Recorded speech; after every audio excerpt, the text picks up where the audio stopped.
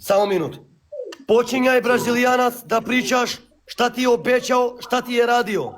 A Pričaj. vi, kao publika 4300, šerajte live da se skuplju Idemo ovaj svi, Romi naši. Romi, Srbi, Bosanci, Hrvati, Bosanci, Makedonci, šerajte. Ovdje mora da ima 5.000 ljudi dok priča.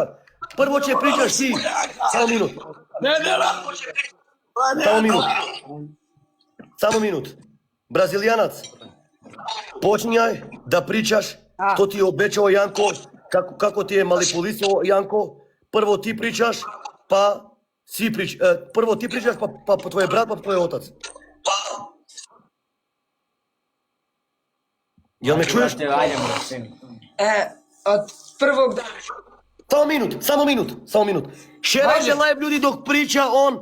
Želimo ovaj live da se skupljamo 5.000 ili 6.000 ljudi. Šerajte live. Pričaj. Možda krene?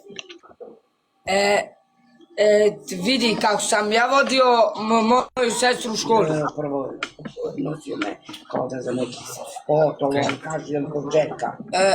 Od početka, kako me našao, ja to ne znam, komu je dao naš broj, to. Došao je tu ispred kuće, ja nisam znao.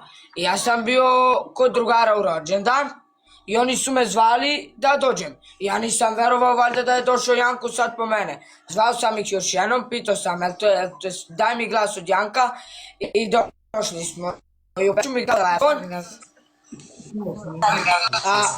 Ovu pesmu, samo pola rečenice dodao ja, kako se zove. Ja sam izmislio pola pesme, samo...